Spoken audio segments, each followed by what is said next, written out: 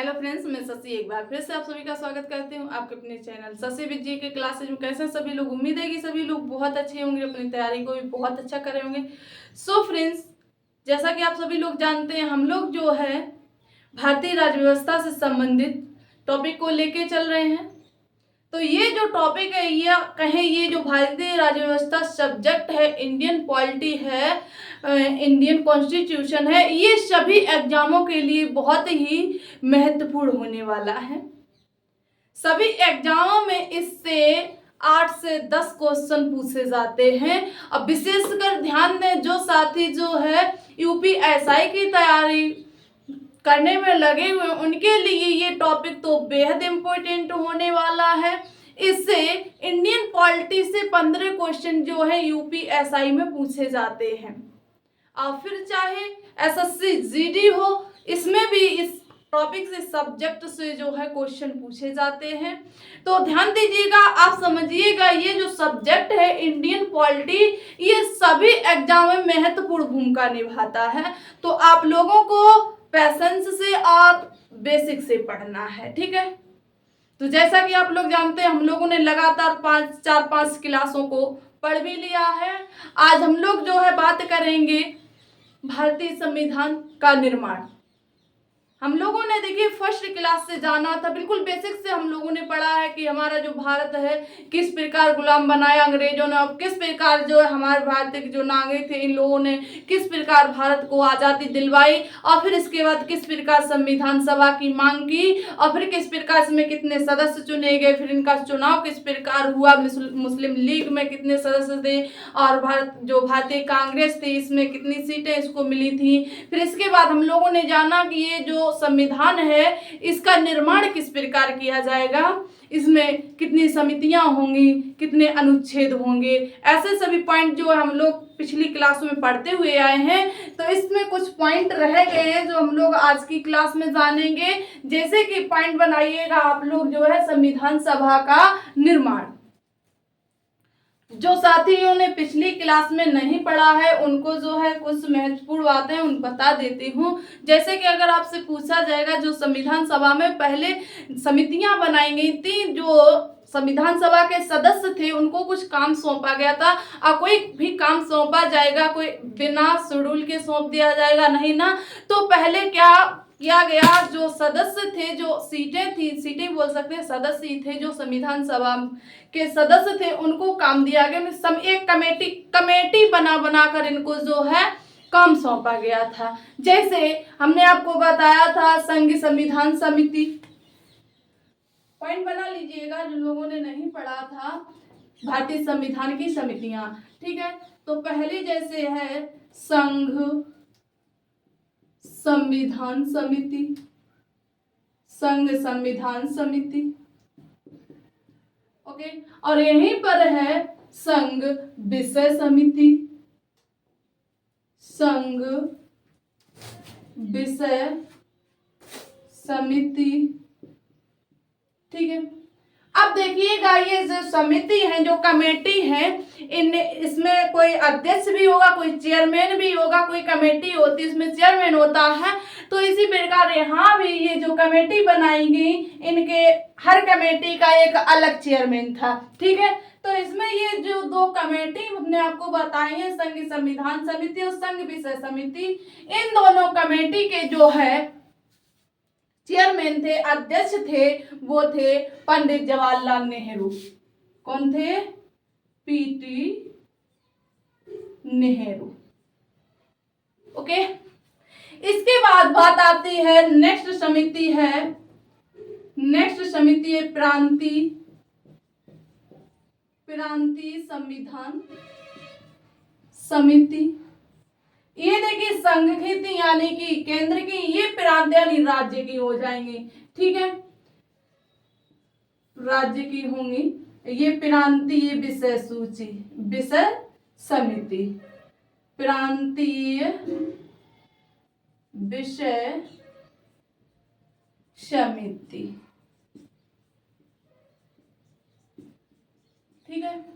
अब इन दोनों कमेटी के अध्यक्ष कौन थे, कोई बताएगा? भारतीय यानी कि प्रांतीय संविधान समिति के अध्यक्ष और जो है प्रांतीय विषय समिति के अध्यक्ष, तो इसके जो है चेयरमैन थे वो थे सरदार पटेल। कौन थे? सरदार वल्लभ भाई पटेल। तो सरदार पटेल जी जो है प्रांतीय संविधान समिति और प्रांतीय विषय समिति के अध्यक्ष थे। इसी क्रम में नेक्स्ट कमेटी थी मौलिक अधिकार समिति। कौन सी थी? मौलिक अधिकार समिति।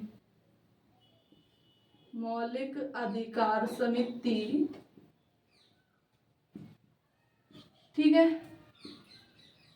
यानी फंडामेंटल राइट्स कमेटी। और नेक्स्ट इसी में है अल्पसंख्यक समिति।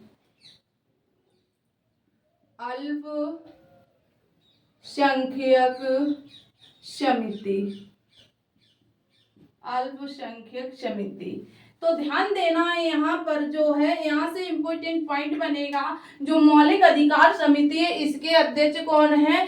तो देखिएगा जो मौलिक अधिकार समिति इसके अध्यक्ष तो सरदार पटेल ही हो जाएंगे।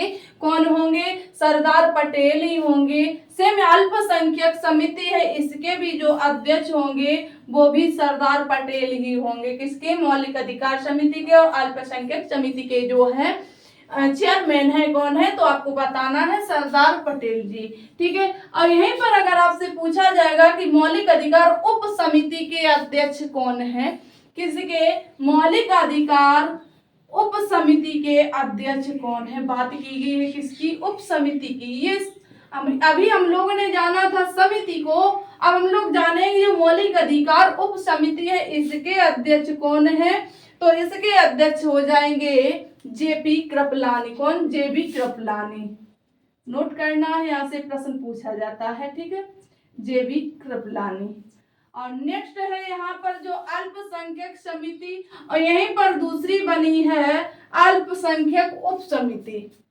ये भी क्या है? अल्पसंख्यक उप समिति। इसके अध्यक्ष कौन है? तो इसके अध्यक्ष हो जाएंगे, अल्पसंख्यक समिति के अध्यक्ष होंगे एच.सी. मुखर्जी। कौन है?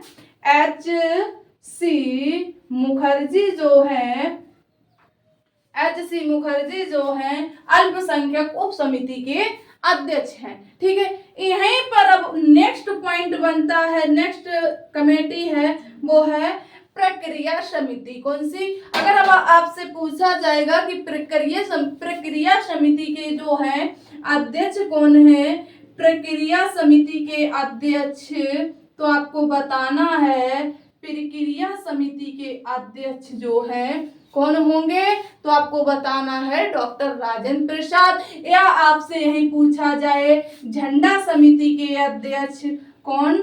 झंडा समिति के अध्यक्ष, चाहे झंडा समिति के अध्यक्ष पूछे जाए, चाहे आपसे संचालन समिति के अध्यक्ष पूछे जाए, नोट करते जाना।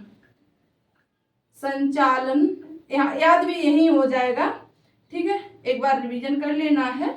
संचालन समिति के अध्यक्ष। अगर यही आपसे पूछा जाए नियम या नियामक समिति के अध्यक्ष कौन? नियम या नियामक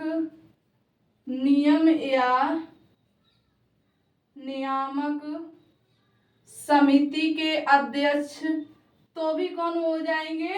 डॉक्टर राजेंद्र प्रसाद ही होंगे। किसके? नियम एवं नियामक समिति के। देखिएगा चाहे आपसे प्रक्रिया समिति के पूछे, चाहे आपसे झंडा समिति के पूछे, चाहे संचालन समिति के पूछे, चाहे नियम या नियामक समिति के पूछे, तो इन चारों के जो हैं अध्यक्ष कौन हो जाएंगे? तो आपको बताना है डॉक्टर राजेंद्र प्रसाद। डॉक्टर राजेंद्र प्रसाद जो कि हमारे देश के कौन बने थे? प्रथम। आंसर देना है आप लोगों को, ठीक है। चलिए तो ये देखिएगा। और जो नेक्स्ट समिति है जहां से बहुत सारे प्रश्न बनते हैं, जहां से हमारे संविधान का प्रारूप तैयार होकर आया है, प्रारूप तैयार किया गया है, वो कमेटी इम्पोर्टेंट हो जाती है, ड्राफ्टिंग कमेटी। कौन सी? ड्राफ्टिंग कमेटी जो है, प्रारूप समिति। यहाँ से बहुत सारे प्रश्न पूछे जाते हैं। तो अब नेक्स्ट पॉइंट बनाइएगा, प्रारूप समिति। ये जानेंगे इसकी स्थापना, प्रारूप कमेटी कब बनाई गई, इसको प्रारूप कमेटी में जो पहला प्रारूप था संविधान का किसके द्वारा पेश किया गया, इसमें कितने अनुच्छेद थे। ठीक है, चलिए, तो इतना क्लियर हुआ, बहुत अच्छे।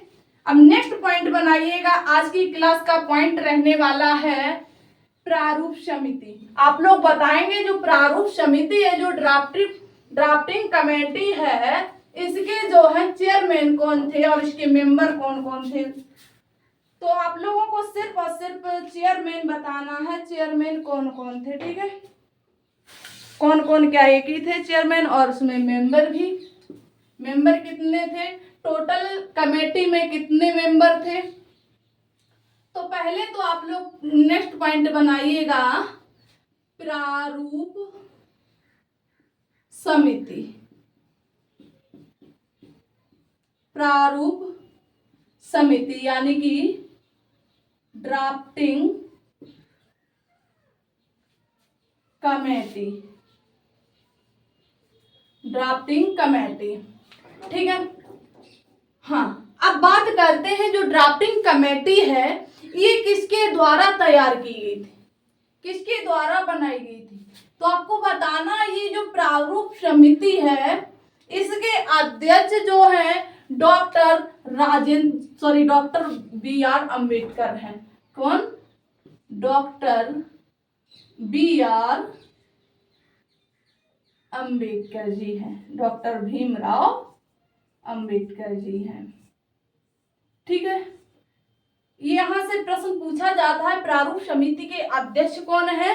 तो प्रारूप समिति के अध्यक्ष जो हैं डॉक्टर भीमराव अंबेडकर हैं। यहीं पर अगर आपसे पूछा जाएगा जो प्रारूप समिति है, इसमें टोटल कितने सदस्य हैं, तो टोटल सदस्य होंगे, टोटल मेंबर अगर आपसे पूछे जाएंगे तो 7। अगर यहीं पर अगर आपसे पूछा जाएगा प्रारूप समिति में सदस्य कितने थे, तो मेंबर जो होंगे सदस्य 6 होंगे। कितने सदस्य थे प्रारूप समिति में, तो आपको बताना है जो भारतीय संविधान में प्रारूप समिति थी, जो ड्राफ्टिंग कमेटी थी, इसमें 6 मेंबर थे और एक जो है चेयरमैन था। ठीक है, क्लियर हुआ यहाँ पर। तो इसके बाद हम लोग बात करते हैं, इसमें जो है जो प्रारूप समिति के 6 सदस्य थे कौन कौन थे, और या इससे पहले जो है जो प्रारूप समिति तैयार की गई थी किस बेस पर की गई थी, ये तो जानना हम लोगों के लिए आवश्यक है। तो प्रारूप समिति तैयार की गई थी डॉक्टर बी.आर. अम्बेडकर के द्वारा, बट किस लिए की गई थी। तो ध्यान देना है, जो प्रारूप समिति तैयार तो की गई थी, हमने आपको बताया भीमराव अंबेडकर के द्वारा। तो प्रारूप संविधान का पहला प्रारूप जो है, जो संविधान का पहला प्रारूप तैयार किया गया था बी.एन. राव के द्वारा तैयार किया गया था। किसके द्वारा? बी.एन. राव के द्वारा संविधान का पहला प्रारूप तैयार। 1 मिनट रुकिएगा, इसमें जा दिख नहीं रहा होगा आप लोगों को, तब तक आप लोग जो है क्लास को शेयर कर दीजिएगा, तब तक इंक फिल करती हूँ। ठीक है, कीजिएगा, तब तक थोड़ा टाइम लगेगा। ओके, तो ये सभी पॉइंट इम्पोर्टेंट होने वाले हैं। आप लोग जो है क्लास के स्टार्ट टू एंड तक रहेंगे, ताकि आपके सारे फैक्ट बेसिक से क्लियर होते जाएं। ठीक है, आप किसी भी एग्जाम में बैठ जाओ, आपको कहीं और जाने की जरूरत ना पड़े, यानी किसी और टीचर से पढ़ने की, आपका एक ही जगह पढ़ने से जो है पेपर क्लियर हो जाए, इधर उधर भागना ना पड़े। ठीक है, तो आप जो है क्लास को बेसिक से पढ़ेंगे और सभी क्लासों को अटेंड करेंगे। ठीक है, ताकि सारे पॉइंट्स जो है अच्छे से क्लियर हो जाए। ठीक, चलिए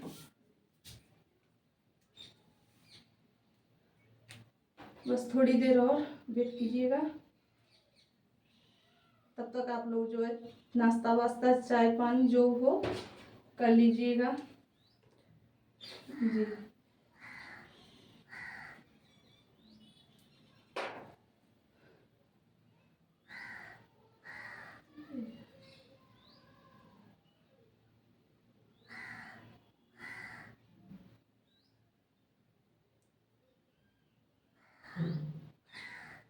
आज तो जो है मौसम भी बारिश हो रही है, आपके यहाँ बारिश हो रही है? चलिए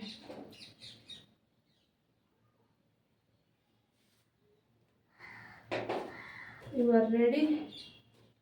ओके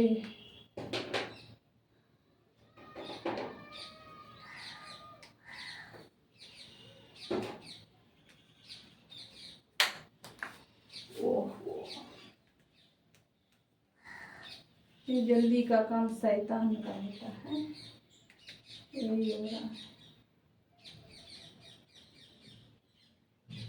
चलिए देखते हैं क्या होता है जी। तो हम लोग बात कहाँ कर रहे थे, यानी कि जो संविधान का प्रारूप था, पहली बार जो है संविधान का प्रारूप किसके द्वारा पेश किया गया था? तो जो है संविधान का पहला प्रारूप जो है, पहला प्रारूप BN राव के द्वारा संविधान का जो पहला प्रारूप तैयार किया गया था, जो पहला ड्राफ्ट रेडी किया गया था किसके द्वारा? तो आपको बताना है BN राव के द्वारा जो है संविधान का पहला प्रारूप तैयार किया गया था। क्या हो रहा? ओके चलिए, तो किसके द्वारा पहला प्रारूप तैयार किया गया था? तो आपको बताना है पहला प्रारूप जो है संविधान का BN राव के द्वारा तैयार किया गया था। ठीक है, अब देखिएगा जो इनके द्वारा प्रारूप तैयार किया गया था, इन्होंने संविधान में जो है इन्होंने जो पहला प्रारूप पेश किया था ये अगस्त 1947 में किया था। कब किया था? अगस्त 1947 में। अगस्त 1947 में BN राव के द्वारा संविधान का पहला प्रारूप पेश किया गया था। इस प्रारूप में जो BN राव के द्वारा प्रारूप पेश किया गया था, इस प्रारूप में जो है 240 आर्टिकल थे। कितने अनुच्छेद थे? तो आपको बताना है 240 आर्टिकल थे और जो है 13 शेड्यूल थे। कितनी? 13 अनुसूचियां थी।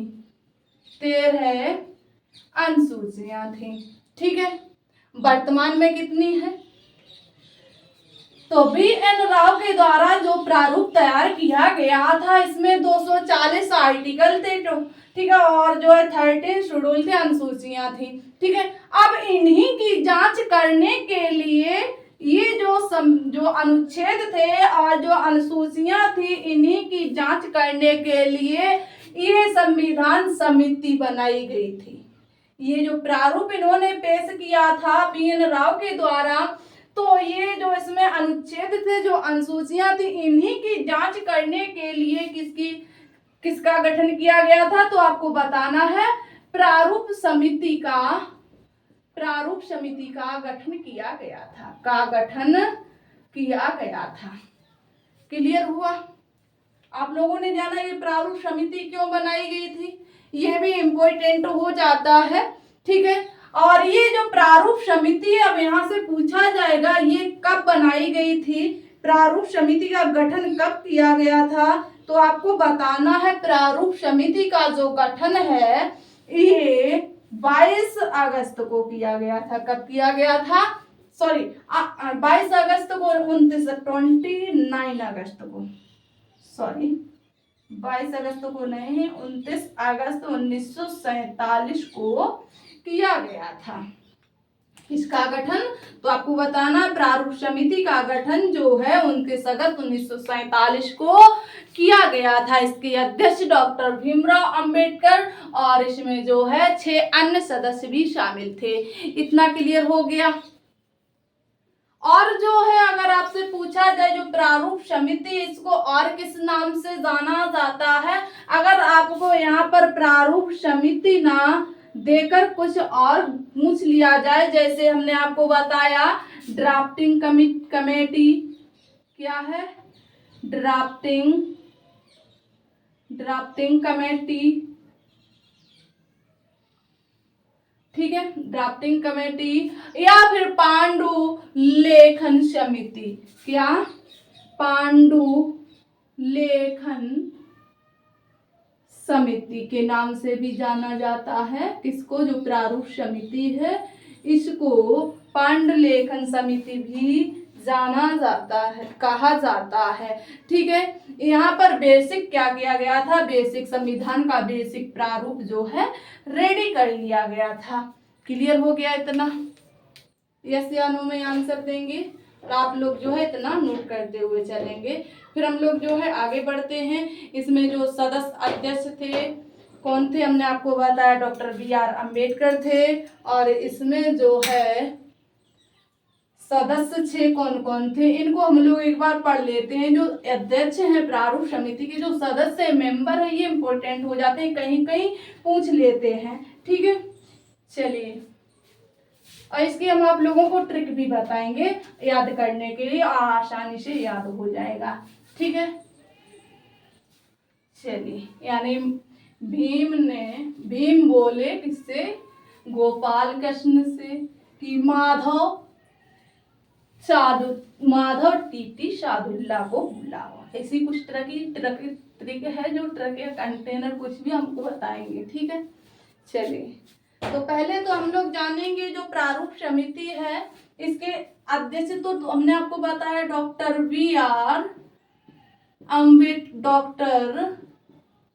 BR अम्बेडकर जी हैं, ये आप सभी लोग जानते हो। ठीक है, और इसके बाद जो है 6 सदस्य कौन कौन है इम्पोर्टेंट हो जाते हैं, इनको जानिएगा। ठीक है, क्रम से जानेंगे। ठीक है, तो देखिएगा, इसमें पहले सदस्य जो थे, अध्यक्ष थे हम N गोपाल स्वामी। कौन थे पहले इसमें जो अध्यक्ष सदस्य होंगे, अध्यक्ष नहीं होंगे, ये बात आपको ध्यान रखनी है। तो पहले सदस्य कौन थे, तो पहले सदस्य थे N गोपाल स्वामी। ठीक है, पहले सदस्य कौन थे, तो आपको बताना है पहले सदस्य जो है N गोपाल स्वामी एंकर होंगे। और फिर नेक्स्ट सदस्य जो है कृष्ण स्वामी अय्यर है। कौन नेक्स्ट सदस्य हैं, कृष्ण स्वामी अय्यर। ठीक है, ये N गोपाल स्वामी अयंकर है, ये याद रखना, एंकर। ठीक है, और ये कृष्ण स्वामी अय्यर है। ठीक है, नेक्स्ट है KM मुंशी। कौन है, KM मुंशी,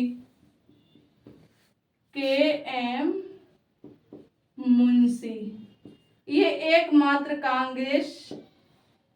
कांग्रेसी थे।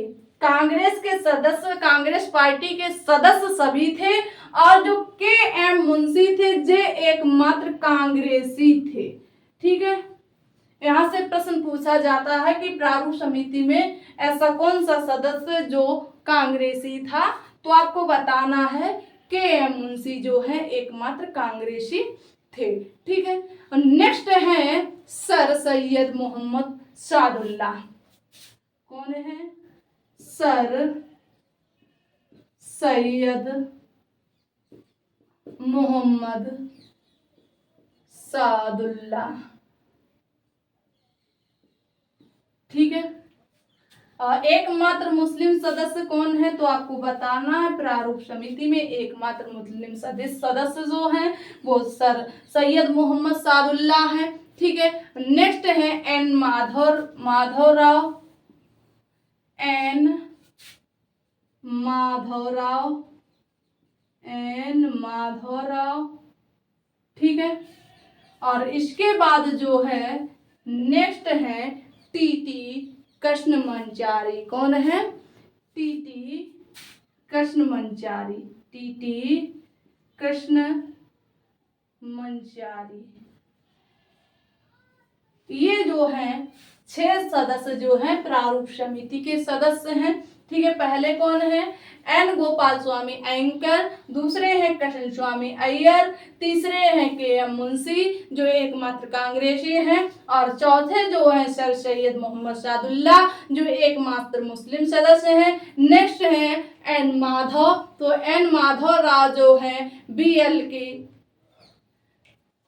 बीएल की जगह चुने गए थे। इसमें पहले कोई और सदस्य था, इन्होंने त्याग पत्र दिया था जो थे बीएल राव जो थे, इन्होंने क्या किया था? त्याग पत्र दे दिया था, त्याग दे दिया था। तो इनकी जगह एन माधव राव आए, और जो टीटी कृष्णमचारी हैं ये किसकी जगह पर आए? तो आपको बताना है डीपी खेतान की मृत्यु के बाद इनका जो कार्यकाल चल रहा था, तो बीच में आकस्मा के जो है उनकी मृत्यु हो गई। तो उनके स्थान पर यानी कि बताया डीपी खेतान की मृत्यु के बाद जो है टीटी कृष्णमचारी चुने गए थे, ठीक है।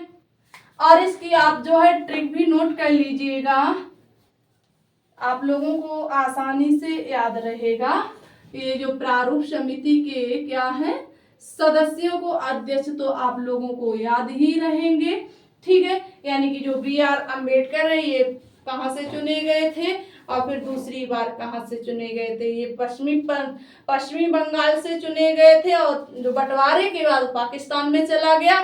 फिर इसके बाद ये पूना से लड़े, पूना से चुने गए थे, मुंबई से, ठीक है। ये आपको ध्यान रखना है। क्लियर हो गया? तो ट्रिक है भीम बोले गोपाल कृष्ण कन्हैया माधव, टीटी को बुलाओ सादुल्ला। नोट कीजिएगा।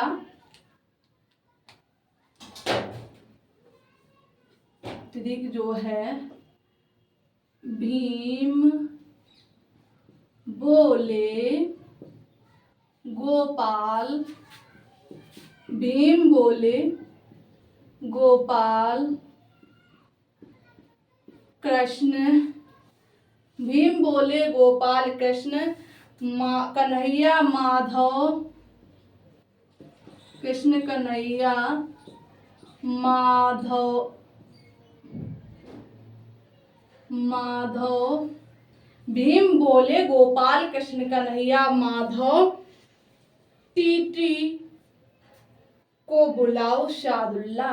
माधव टीटी को बुलाओ शादुल्ला, माधव टीटी को बुलाओ शादुल्ला, को बुलाओ सादुल्ला। अब देखिएगा भीम से हो जाएगा डॉक्टर भीमराव अंबेडकर, गोपाल से हो जाएगा एन गोपाल स्वामी, कृष्ण से होगा कृष्ण स्वामी अय्यर, और इसके बाद जो है ये जो कन्हैया है ये के.एम. मुंशी है, ठीक है। और जो है माधव जी हैं ये एन माधव राव हैं, टीटी कृष्णमचारी ये रहे हैं, और मोहम्मद सादुल्ला ये रहे हैं। टोटल हो गए। एक बार इसको आप 2-3 बार पढ़ेंगे तो याद हो जाएगी। इसी में सारे सभी लोग आ जाएंगे, सातों लोग जो है इसमें इस ट्रिक में सम्मिलित हो जाएंगे, ठीक है। आप लोग जो है 1-2 बार पढ़ेंगे तो आपको जो है ये याद हो जाएगी, ठीक है। चलिए इसके बाद देखिए जो प्रारूप तैयार किया गया था किसके द्वारा, तो हमने बताया जो संविधान सभा का प्रारूप जो है BN राव के द्वारा पहली बार प्रारूप तैयार किया गया था। उसमें जो है 240 सदस्य थे, 240 अनुच्छेद थे, और इसके बाद जो है 13 अनुसूचियां थी। उसकी जांच के लिए प्रारूप समिति का गठन किया गया 29 अगस्त 1947 को। उसमें जो है 6 सदस्य थे, एन गोपाल स्वामी, कृष्ण स्वामी अय्यर, के मुंशी, सर मोहम्मद सदुल्ला और जो है एन राघव, एन माधवराव और नेक्स्ट है टी कृष्ण मंचारी। ठीक है, अब नेक्स्ट देखिएगा, ये जो कमेटी बनाई गई थी, इसके बाद देखिएगा दूसरी बार जो है इसमें प्रारूप पेश किया गया था डॉक्टर बी.आर. अम्बेडकर के द्वारा। किसके द्वारा? देखिएगा, इस कमेटी बनाई गई थी, ये जो पहला प्रारूप पेश किया गया था संविधान सभा में जो समिति थी, प्रारूप समिति, इसमें 3 वाचन हुए थे। क्यों हुए थे कोई बताएगा? इसके द्वारा 3 वाचन किए गए थे, जिसको बोलते हैं रीडिंग। ठीक है, रीडिंग 3 वाचन हुए थे। तो देखिए, वाचन किस लिए हुए थे? जो संविधान का प्रारूप तैयार किया गया था, इसको 3 बार पढ़ा गया था, 3 बार बैठक हुई थी, 3 बार इसके बारे में बातचीत हुई थी। ठीक है, उसी को कहा गया वाचन या बोल देंगे क्या है, रीडिंग। ठीक, कितनी बार हुई थी? तो 3 बार हुई थी। 3 बार क्या हुई थी? संविधान सभा प्रारूप समिति की रीडिंग हुई थी। क्लियर है?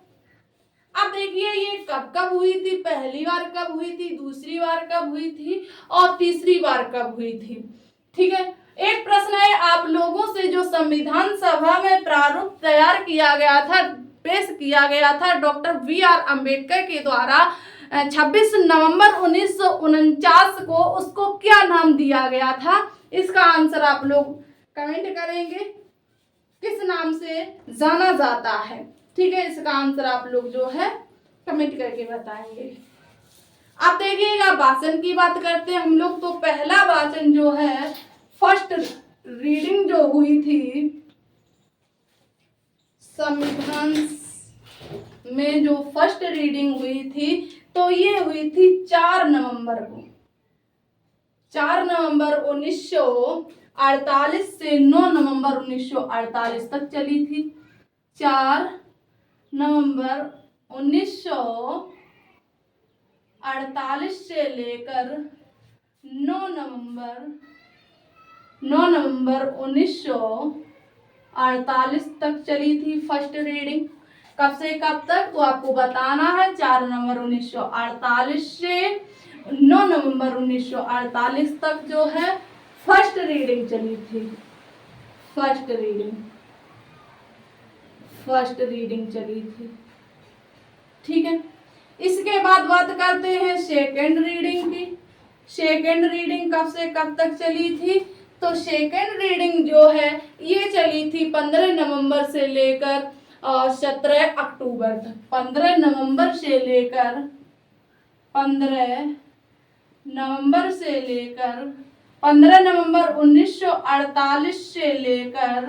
15 नवंबर 1948 से लेकर 17 अक्टूबर 1949 तक चली थी। 17 अक्टूबर 1949 तक चली थी। जो दूसरी रीडिंग हुई थी, सेकेंड रीडिंग, जो दूसरा वाचन हुआ था, ये हुआ था 15 नवंबर 1948 से लेकर 17 अक्टूबर 1949 तक चली थी। ये सबसे अधिक समय तक चली थी। लमसम में ये 11 माह, यानी कि सर्वाधिक बड़ी, सबसे अधिक समय तक। नोट कर लीजिएगा, सेकेंड रीडिंग जो थी सबसे अधिक समय तक चली थी। ठीक है, सबसे अधिक समय तक चली थी। कौन सी रीडिंग? तो सेकेंड रीडिंग जो है सबसे अधिक समय तक चली थी। इतना आप लोगों को याद रखना। यहाँ से प्रश्न पूछ लिया जाता है कि प्रमुख वाचनों में सर्वाधिक समय किस वाचन में लगा, तो आपको बताना है सेकेंड वाचन में लगा। ठीक है, इसके बाद बात करते हैं थर्ड रीडिंग की। किसकी? थर्ड रीडिंग की। तो थर्ड रीडिंग जो है कब से कब तक चली थी, तो आपको बताना जो थर्ड रीडिंग है ये 14 नवंबर 1949 से लेकर 26 नवंबर 1949 तक चली थी। कब से कब तक जो थर्ड रीडिंग है, थर्ड रीडिंग जो है ये चली थी 14 नवंबर से लेकर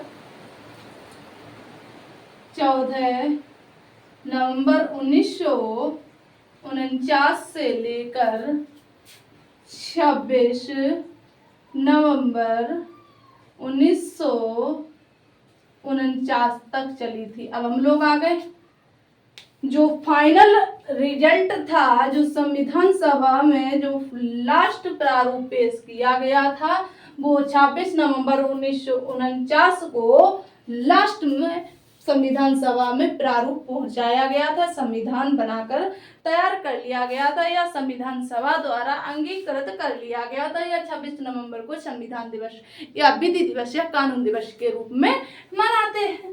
ठीक है, अब हमने आपसे एक प्रश्न पूछा था जो डॉक्टर बी.आर. अम्बेडकर के द्वारा जो अंतिम समय में प्रारूप पेश किया गया था, प्रारूप पेश किया गया था, ये किस नाम से जाना जाता है? ये जो प्रारूप है इस प्रारूप को किस नाम से जाना जाता है, किस नाम से जाना जाता है? इसका आंसर आप लोगों को जो है कमेंट करके कमेंट बॉक्स में बताना है। ठीक है, क्लियर हुआ इतना? चलिए अब देखिएगा, यहाँ पर प्रश्न दो प्रकार से बनता है। जो संविधान सभा में अंतिम बार जो संविधान पेश किया गया था, जो संविधान का प्रारूप था वो 26 नवंबर 1949 को पेश किया गया था और संविधान सभा द्वारा जो है 26 नवंबर 1949 को ही स्वीकार कर लिया गया था या अंगीकृत कर लिया गया था। ये बात आपको ध्यान रखनी है। ठीक है, अगर आपसे यही पूछा जाएगा जो अंतिम प्रारूप था, जो दूसरा प्रारूप था, जो डॉक्टर बी.आर. अम्बेडकर के द्वारा प्रारूप पेश किया गया था संविधान का, इसमें कितने अनुच्छेद थे और कितनी अनुसूचियां थी और कितने अध्याय थे, तो आपको बताना है जो डॉक्टर बी.आर. अम्बेडकर के द्वारा प्रारूप पेश किया गया था इसमें जो है 395 जो आर्टिकल थे, आर्टिकल, और इसके बाद इसमें जो है 12 अनुसूचियां थी, 8 अनुसूचियां थी, 8 मूल संविधान में 8 अनुसूचियां थी। ठीक है, 8 शेड्यूल थे और 22 भाग थे, 22 भाग थे। ये मूल संविधान का प्रारूप है। ठीक है, क्लियर हो गया इतना? ये देखिएगा जो 26 नवंबर 1949 को जो है हमारा संविधान लागू हुआ था, 16 आर्टिकल जो है, 16 अनुच्छेद जो है 26 नवंबर 1949 को ही लागू कर दिए गए थे। कितने आर्टिकल? तो आपको बताना है 16 अनुच्छेद जो है 26 नवंबर 1949 को ही लागू कर दिए गए थे। तो कहेंगे कि आंशिक रूप से संविधान जो है 26 नवंबर 1949 को लागू किया गया था। अगर पूर्ण रूप से पूछा जाएगा कि पूर्ण रूप से संविधान कब लागू हुआ है, तो आपको बताना है 26 जनवरी 1950 को पूर्ण रूप से संविधान लागू हो गया था। लेकिन आंशिक रूप से अगर आपसे पूछा जाएगा तो आपको आंसर देना होगा 26 नवंबर 1949 को, क्योंकि इसमें कुछ ही अनुच्छेद लागू किए गए थे। इतना क्लियर हो गया? चलिए, तो ये थे कुछ पॉइंट संविधान से संबंधित। और नेक्स्ट बचे हुए जो पॉइंट है हम लोग जो है नेक्स्ट क्लास में, जो बचे हुए बाकी पॉइंट हैं, जो फैक्ट हैं, हम लोग नेक्स्ट क्लास में करेंगे। ठीक है, थोड़ा थोड़ा पढ़ेंगे, अच्छा पढ़ेंगे, बेस्ट पढ़ेंगे। ठीक है, तो आप लोग जो है डेली जुड़िएगा। कुछ कारणवश जो है 2 दिन क्लास नहीं हो पाई है, उसके लिए जो है आप लोगों से क्षमा चाहूंगी। आप लोग जो है डेली जुड़िएगा, अपना सहयोग बनाए रखिएगा। ठीक है, ताकि हम भी आप लोगों के लिए बेस्ट से बेस्ट कंटेंट ला पाए। ठीक है, जब आप लोग सहयोग करेंगे तभी हमारा भी मन होगा कि हम जो हमारे साथी हमसे जुड़े हुए हैं, हमसे पढ़ना चाहते हैं, कुछ करना चाहते हैं, हमारे द्वारा कुछ सीखना चाहते हैं, तो हम जो उन्हें अच्छा सा अच्छा सीखना, अच्छे से अच्छा पढ़ाएं जो कि उन्हें आगे काम आए। ठीक है, तो आप लोग भी अच्छे से सहयोग बनाए रखिएगा। और जो साथी इस चैनल पर पहली बार आए, मेरी क्लास को पहली बार पढ़ रहे हैं, तो चैनल को सब्सक्राइब करेंगे, और जो अन्य साथी जो हैं क्लास को शेयर करेंगे और लाइक करेंगे। ठीक है, और अपनी तैयारी को इसी प्रकार जो है आगे बढ़ाते रहिएगा। कुछ दिनों में जो हम लोग जो है मूल विधि को भी पढ़ने वाले हैं, क्योंकि यूपीएसआई में भारतीय संविधान यानी इंडियन पॉलिटी और जो है लॉज हैं, ये जो है इम्पोर्टेंट पॉइंट, दो टॉपिक जो है, दो सब्जेक्ट जो है बोला जाए यूपीएसआई में महत्वपूर्ण भूमिका निभाते हैं, भारतीय संविधान और मूल विधि। इन दो सब्जेक्टों से जो है 20 क्वेश्चन पूछे जाते हैं। ठीक है, और जो है एक क्वेश्चन 2.5 नंबर का होता है, अनुमान लगा लीजिएगा। और हिंदी भी आप लोग जो है ध्यान से पढ़ते रहिएगा। ये 2 सब्जेक्ट खत्म करने के बाद हम लोग जो है हिंदी को भी पढ़ेंगे। ठीक है, चलिए फिर मिलते हैं हम लोग नेक्स्ट क्लास में। तब तक के लिए धन्यवाद।